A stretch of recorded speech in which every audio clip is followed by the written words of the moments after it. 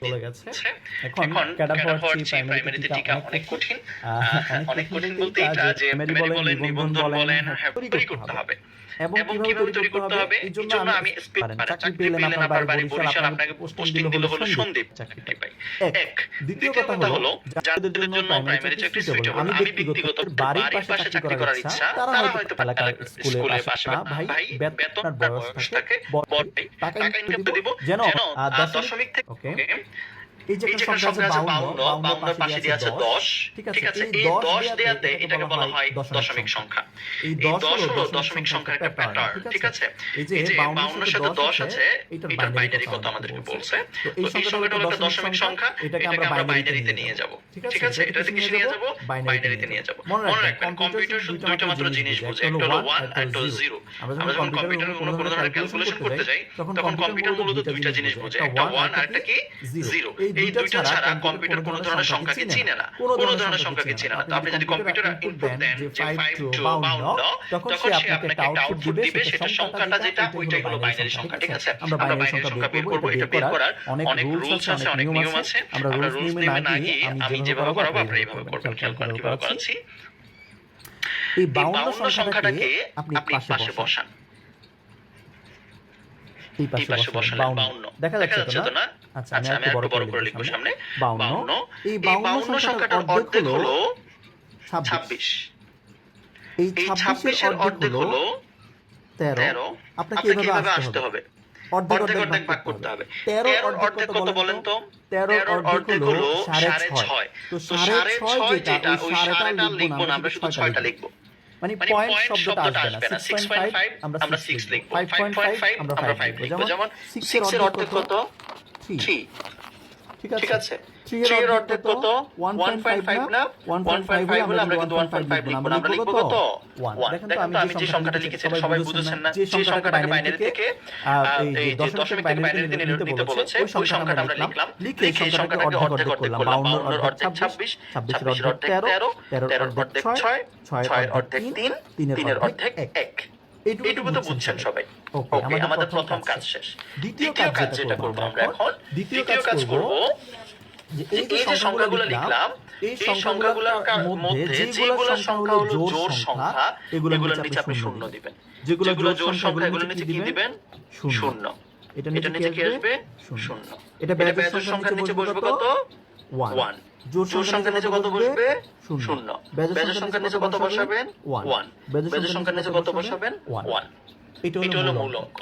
যদি জোড় হয় 0, যদি বেজোড় হয় তাহলে 1। তাহলে আপনি আমার সংখ্যাটা কি পেলেন? এটাই কিন্তু আনসার। সংখ্যা কত পেলেন? এই যে 1 1 1 1, একটা 0 0, এই 1 1, এই 0 0, এই 0 0। এই যে সংখ্যাটা পেলেন, এইটাই হলো আপনার বাইনারি সংখ্যা। তো বাইনারি সংখ্যার চিহ্ন হলো 2। শেষ। দশমিক থেকে বাইনারি নেওয়া হয়ে গেছে। আমি বুঝাতে পারছি জিনিসটা সহজ না? একদম সহজ। যে প্রশ্নটা করেছে যে 52, এই যে 10 হলো, এটা হলো দশমিক চিহ্ন। যদি 10 থাকে এটাকে বলা হয় দশমিক সংখ্যা, যদি 2 থাকে এটাকে বলা হয় বাইনারি সংখ্যা। তাহলে দশমিক সংখ্যাকে বাইনারিতে নিতে হলে ওই 52 সংখ্যাটাকে অর্ধেক করব 26, 26 এর অর্ধেক 13, 13 এর অর্ধেক হলো 7, আমরা 6 বসাবো। 6 এর অর্ধেক হলো 3, 3 এর অর্ধেক হলো 1.5 কিন্তু বসাবো না, আমরা 1 বসাবো। মানে পয়েন্ট যে সংখ্যাগুলো আসবে ওগুলো বসাবো না। এরপর কি করব? জোড় সংখ্যাগুলোর নিচে দিব 0, বেজোড় সংখ্যাগুলোর নিচে দিব 1 দিয়ে এই সংখ্যাটা যেভাবে আছে বসাই দিবেন। এটাই হলো আপনার আনসার। ওকে, ক্লিয়ার তো না? ঠিক আছে। আমরা পাশের একটা অঙ্কের দিকে যাই। এটাতে বলছে এটা কিন্তু বাইনারিতে আছে। এখন আমরা এটা দশমিকে নেব। আমরা শিখলাম যে দশমিক থেকে কিভাবে বাইনারিতে নেব। আরেকটা হলো বাইনারি থেকে আমরা দশমিকে নেব। তো বাইনারি থেকে দশমিক নিলে এই সংখ্যা যেটা আছে, এই সংখ্যাটাকে যেভাবে আছে সেভাবে বসায় ফেলেন। এভাবে বসান 1 0 0 1 0 0 0। এই তো সংখ্যাটা না, এই যে উপরের সংখ্যাটা এই যে এখানে বসালাম। এই যে উপরে যে সংখ্যাটা আছে এই সংখ্যাটা এখানে বসালাম। যেভাবে আছে সেভাবে বসালাম। বসানোর পরে আপনার কাজ হলো একদম ডান দিক থেকে শুরু করা। যে প্রথম সংখ্যাটার জন্য 1 দিব, দ্বিতীয় সংখ্যাটার জন্য এই যে 1 দিলেন, এক ডাবল 2, 2 এর ডাবল কত? 4, 4 এর ডাবল কত? 8, 8 এর ডাবল কত? 16 16 ডাবল কত 32 32 ডাবল কত 64 মানে আপনাকে এই বাইনারি যত সংখ্যাই দেখ আপনি সংখ্যাগুলো সিরিয়ালে বসাবেন বসে একদম ডান দিক থেকে প্রত্যেকটা নিচে সংখ্যা বসানো শুরু করবেন প্রথমে বসালেন 1 একের ডাবল 2 2 এর ডাবল 4 4 এর ডাবল 8 8 এর ডাবল 16 16 ডাবল 32 32 ডাবল 64 এটুকু তো বুঝছেন বুঝার পরে বসানোর পরে আপনার কাজ হলো যে সংখ্যাগুলো হলো বেজোড় সংখ্যা মানে 1 আছে যে সংখ্যাগুলো 1 আছে আপনি হলো এই 1 এর সংখ্যাগুলো কি করে ফেলবেন যোগ করে ফেলবেন এখানে মাত্র দুইটা সংখ্যার উপর 1 দুইটা সংখ্যার নিচেও দুইটা সংখ্যার উপর 1 আছে যে 1 এর নিচে 64 1 এর নিচে 8 আর বাকি সবগুলো কিন্তু 0 আপনি এই দুইটা সংখ্যা যোগ করবেন তাহলে এই 64 এর সাথে যদি 8 যোগ করলেন কত হলো 72 হলো ঠিক আছে এই মূলত এই 72 এর নিচে 10 দিবেন কারণ দশমিকের চিহ্নটা হলো 10 এই যে আমরা একটু আগে করছি এই পাশে যে 52 এর বাইনারি কত 52 এর নিচে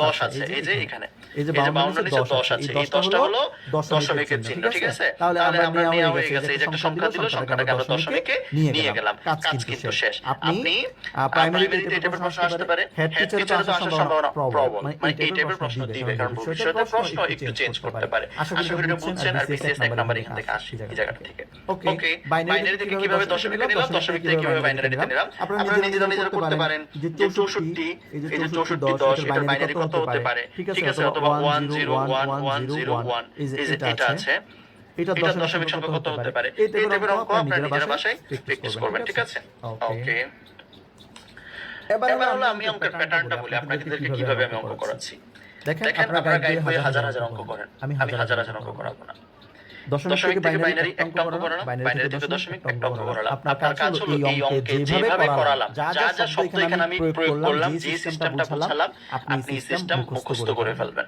এটা হলো প্রথম কথা যে নিয়মে আমি করালাম আপনার নিয়ম যেন মুখস্থ থাকে ভাই যতই বলে যে অঙ্ক মুখস্থের জিনিস না আমি মনে করি অঙ্ক মুখস্থের জিনিস আপনি যদি নিয়ম না জানেন আপনি কিভাবে অঙ্ক করবেন আপনাকে অঙ্ক মুখস্থই করতে হবে ঠিক আছে এই যে 100 বিয়োগ 40 এটা যে কিভাবে করে অথবা এই 100 যোগ 40 আপনি নিয়ম যদি জানেন তাহলে আপনি যোগ করতে পারবেন বিয়োগ করতে পারবেন এটাকে ভাগ করতে পারবেন গুণ করতে পারবেন আপনাকে নিয়ম জানতে হবে এইটা হলো নিয়ম এই যে এখানে দুটো করালাম দুটো হলো নিয়ম আপনাকে নিয়ম মুখস্থ করতে হবে তাহলে আপনি অঙ্ক পারবেন ওকে আমাদের একটা অঙ্ক গেল শেষ আমরা দ্বিতীয় অঙ্কের দিকে চলে যাচ্ছি